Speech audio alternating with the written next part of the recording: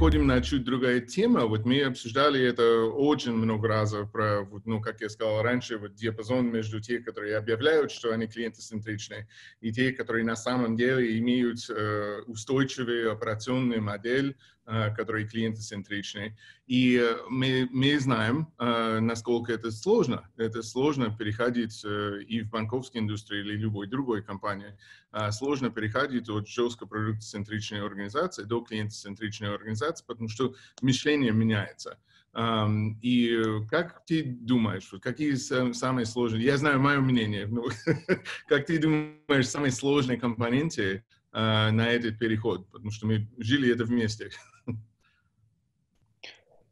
Ну, не знаю, мне кажется, что это всегда отказ, как бы так сказать, отказ от того, к чему ты привык и что привело тебя к успеху, требует либо какого-то радикального кризиса, когда вдруг в организации все понимают, что просто так больше нельзя. И, ну, плохой пример, это Kodak, например, да, у которого были патенты на цифровую фотографию, он все знал про эти технологии, да, но просто они, как говорится, просто они не верили в какой-то момент, и думали, что все это останется нишевым продуктом.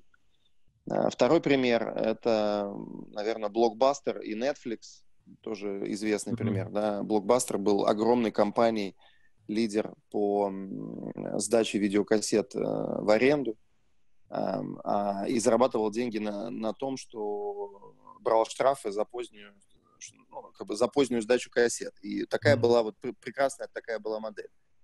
А Netflix как бы пошел по другому пути, и мы знаем Netflix сейчас, да, и совсем не знаем, так сказать, Blockbuster, потому что этой компании уже давным-давно нет.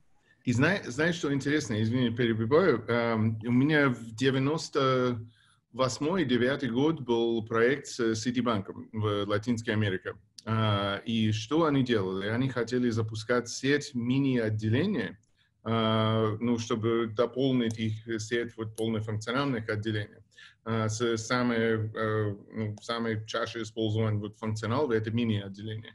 И особо цифровые, вот, не все удаленные каналы и так далее. И что было интересно, большинство из их новые мини-отделения, они были внутри магазинов Blockbuster.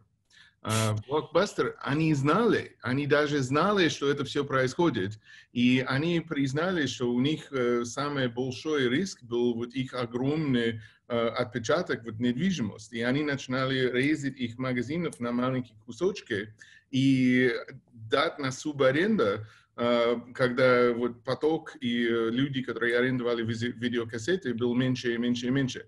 Тогда они знали, что это происходит, и все равно не выживали. Они постоянно работали, чтобы защищать себя на период, который старый модель падал, но не строили новую модель. Очень интересный кейс. И из позитивного я вспоминаю, я не знаю, было это или не было, но в книжке было написано разговор, который случился у Энди Гроув, тогда CEO Intel, с его, я так понимаю, правой рукой, когда Intel столкнулся с тем, что его тот бизнес, которым они занимались в 90-е годы, а это был, по-моему, бизнес полупроводников тогда, он был под большим давлением со стороны азиатских производителей, и они задали друг другу вопрос. Вот если бы мы только что пришли в компанию, вот мы новые, так сказать, либо владельцы, либо новый менеджмент, ничего не знаем, у нас нет истории никакой, что бы мы сделали? И они тогда увидели потенциал в производстве того, чем Intel стал сейчас, в производстве процессоров. И они сказали, ну хорошо, если мы видим этот потенциал, да, вот теперь вернемся в наш мир и просто сделаем это. И они действительно полностью перестроили компанию, но отказавшись фактически на тот момент от бизнеса, который обеспечивал им 60-70% выручки и прибыли. То есть они переаллоцировали ресурсы в абсолютно новое направление. Ну, на это действительно, во-первых, это требует огромного мужества, да, во-вторых, это требует огромного что это решение очень непростое, ну, как мне кажется, для всех внутри компании.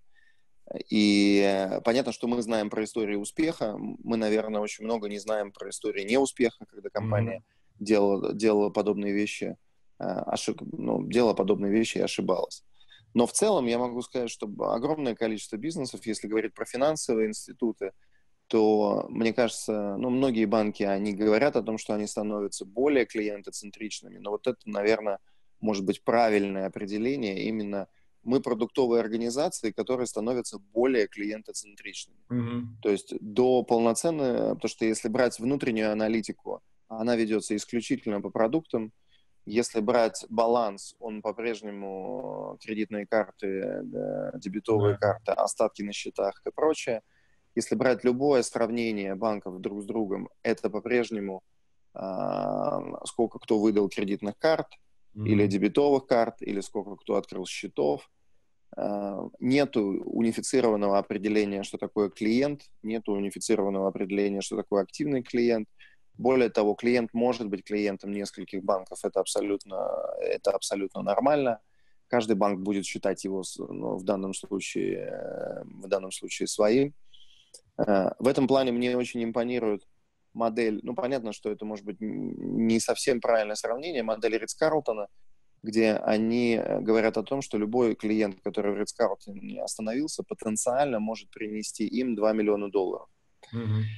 Каким-то образом они посчитали $2 миллиона, оставим это за скобками, но это по сути своей взгляд на то, что клиент может быть на всю жизнь, это клиент и вся его семья, это клиент и его потенциальный бизнес. Неважно, будь то его компания, либо его отдел, либо он может вырасти по карьерной лестнице и в какой-то момент принимать решение о том, где проводить конференцию. И поэтому они смотрят, то есть они ввели в свою операционную модель такое понятие, как Customer Lifetime Value, да, или вот срок жизни, ценность, так сказать, клиента на всем его сроке жизни с компанией. И через эту призму на этот бизнес смотрят. Мне кажется, венчурный рынок, на финансовом рынке тоже много компаний, которые пытаются, так сказать, не то чтобы основу подорвать, да, но пытаются создать ценность на финансовом рынке. Безусловно, эти компании научились гораздо лучше оперировать этими понятиями с точки зрения именно Customer Lifetime Value.